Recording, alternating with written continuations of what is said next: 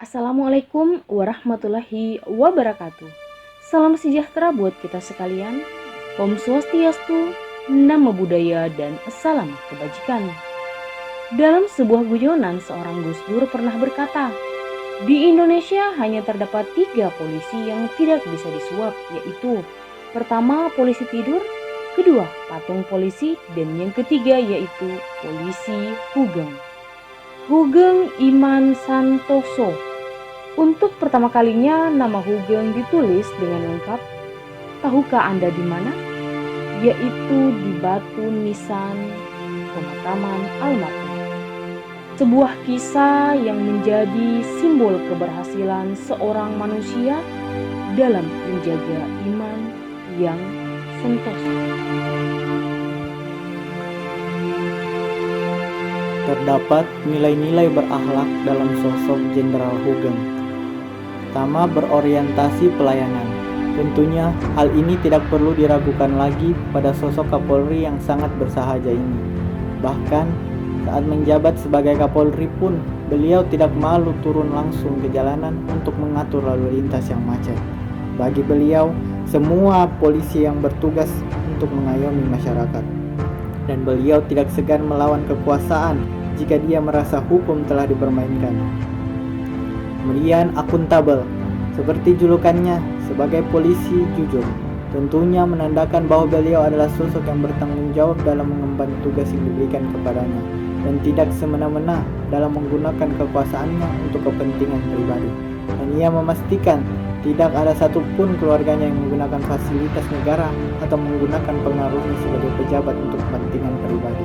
Contohnya, ketika anak beliau ingin masuk menjadi akabri, beliau tidak mau ikut campur, bahkan melarang hal tersebut karena beliau tidak ingin jabatan yang disandangnya sebagai Kapolri akan memudahkan atau setidaknya mempengaruhi anaknya masuk akabri.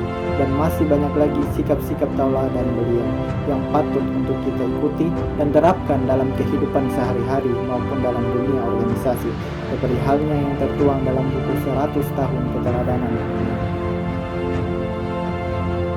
Jenderal Hugeng adalah sosok abdi negara yang sangat kompeten dalam tugas dan jabatan.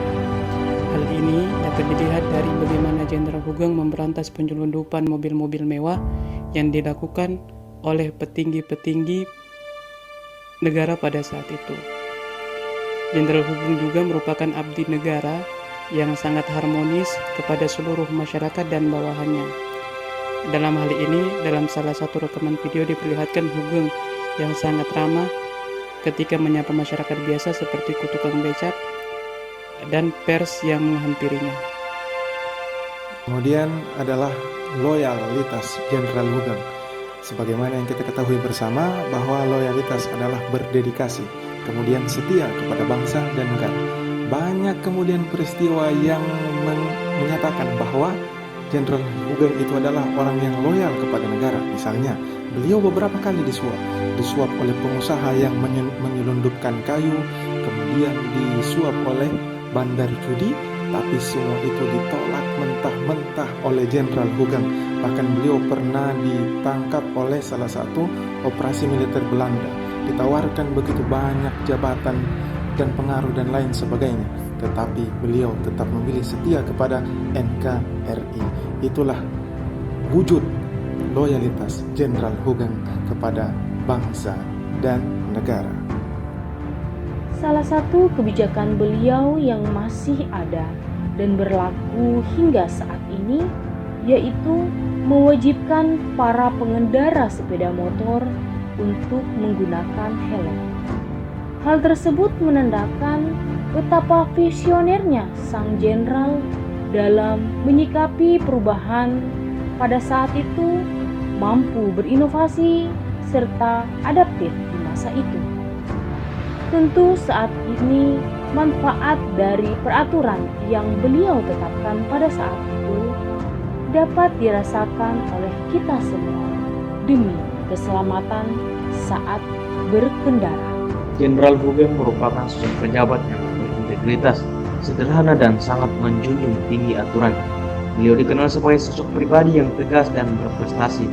Prestasinya bisa kita lihat ketika dia menjadi Kabareskrim di Sumatera Utara, Medan. Beliau mengadakan kerjasama antar lembaga atau sekarang lebih dikenal dengan collaborative governance untuk membasmi beberapa penyeludupan seperti narkoba dan minuman keras yang sangat terkenal pada waktu itu di kota Medan.